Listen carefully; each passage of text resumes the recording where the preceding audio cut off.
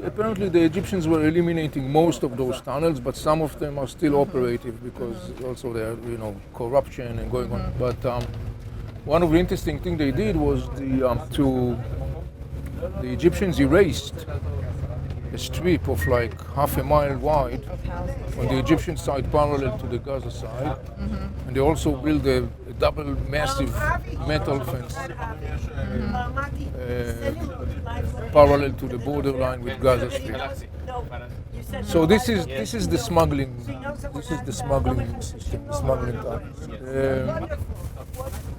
Then you got the intrusive tunnels, the one that basically supposed to infiltrate the Israeli territory.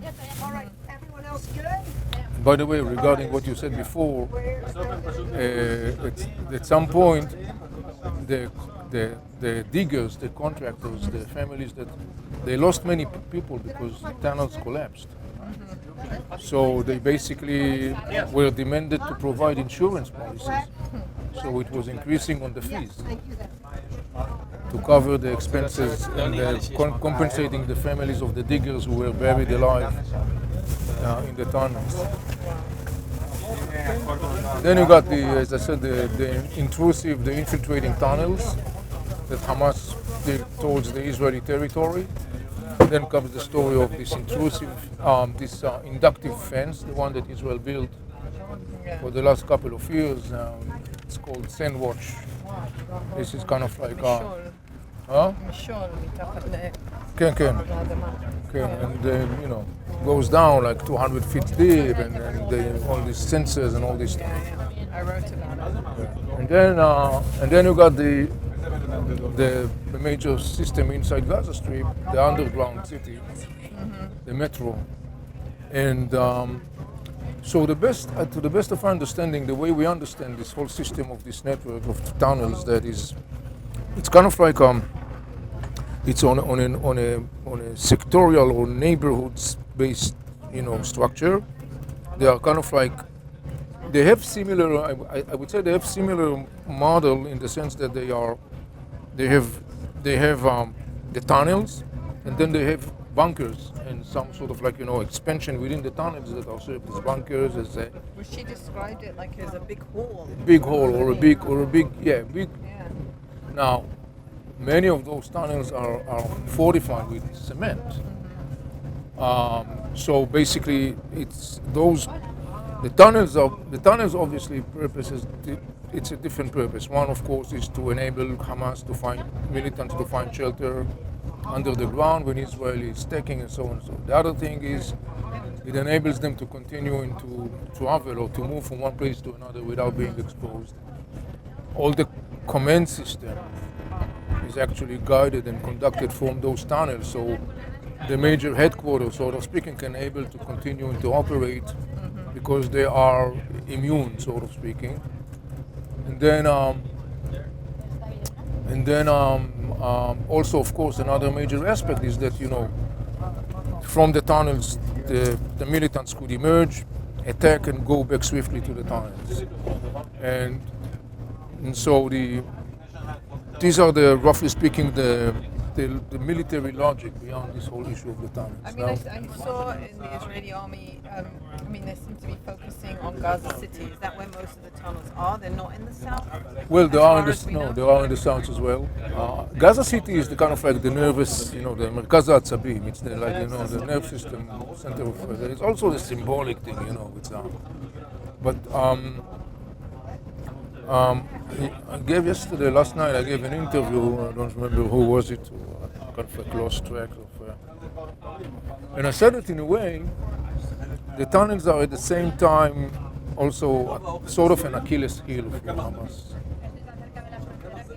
because one of the weaknesses of the tunnels is the issue of the flow of air and oxygen. If you reach to those big blowers, mapuchim, and you basically cut them, there is no flow of oxygen into these tunnels. Other issue, of course, is the fact that Israel has developed means and capacities, including the aerial one, but not only the aerial one, that basically could result situation where you basically could lock them down inside tunnels, and so then they become totally neutralized. You don't have to do anything. You will just die of suffocation inside the tunnels. You just have to find the entrances and exits. And make Just sure have to that find the exits and the entrances. You have to, or to come with system that actually creates blocking. Because if you block tunnels, you basically make it irrelevant, and if there are people in there, they are also irrelevant. So there is a downside in the whole specific from a military perspective, what I call the Achilles heel of that system. And then I think one of the things that, and it goes back to what I was saying about the intelligence. Yeah.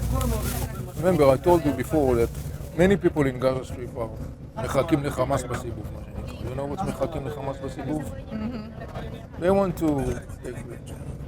And many people once Israel is there is a growing connection and contact with people, sources on the ground.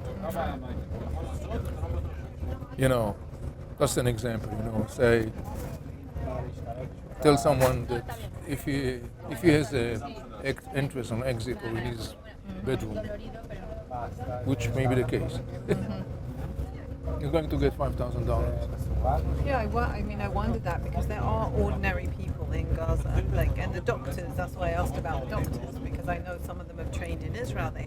They consult with doctors in Israel on certain medical things. They're in touch because a lot of Gaza patients go from Gaza to hospitals in Israel.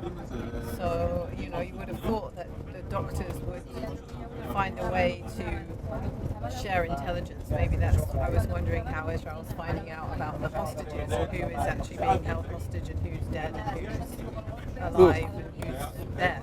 From the doctors. Israel is, I would put it this way. I would be surprised if Israel would not have many human sources on the ground. And the more you're in there, the more the pressure is increasing, the more you have more handles of pressure. You have also more candies to offer people. And so basically the ability is to generate in a exponential pace the amount of operational intelligence that is coming in, and that could be translated immediately into actions on the ground. So I think that this is a significant component to take into consideration. But do you think Israel's not going to be so quick to send their soldiers down into the tunnels to fight? I don't think so. Even though they have been practicing, they have units that's what they do. I went and saw it. They have these concrete tunnels, tubes that they practice fighting in. Yeah, but look, I think that Israel is now in a new phase of the war. I think that what we saw for the last 3 weeks since the beginning of the war, these massive aerial bombardments, basically are kind of more or less exhausted, so to speak, in its potential. Meaning they caused an enormous damage to the infrastructure, military infrastructure. Hamas governmental capacities were severely damaged to the point it's basically irrelevant. Now this phase, I think that not as expected. I don't think that Israel is actually doing this massive storming of all directions of battalions, and I think what Israel is doing is a model of what I call chewing at Hamas towards its power center. It's like think about it as like Pac-Man. Remember the Pac-Man? Yeah. That bites and chew here and there and chew and chew and chew, and you chew the parameter and you go in and in and in. You're basically narrowing the parameter. And one of the things that Israel is doing, which I think is very correct, is this whole foggy picture. That's interesting because I'm going to even start using my silence. The spokesman said, we're going to be, it's going to be we're going to have a war rhythm and we'll be briefing you like every day. But I mean, Daniel Hagari gives his televised briefings, which are they don't say very much. He doesn't say very much. Deliberate. He doesn't give very much information. He says the same thing almost every day if you pay attention to what he's saying. נכון, גם אפילו ממחזר חומרים ויז'ואל. The visuals are not very... הוא לא משתף פעולה איתכם. He doesn't do it. But I think that from a military perspective and the objectives, that's... Be like Russia, don't say anything. Don't answer the world. Yeah, well. So, yeah, I think this is... and I think this is the tactic. I think it has a lot of logic, I think, beyond it, because it actually, in a way, kind of like, I think, aims to neutralize three major cards that Hamas was playing, or plans to play. One is the international pressure, if you could show pictures of, kids, people, such a kind of a war, which is not anymore this massive bombardment, and such kind of a war doesn't provide those pictures that Hamas would like to see. And then I think this tactic aims to put a growing pressure on Hamas on the issues of the hostages, because basically saying, look, every day that you are waiting, we are going to chew more and more and more and more, you're going to lose more and more and more assets. What you may get together as a deal wouldn't be relevant tomorrow.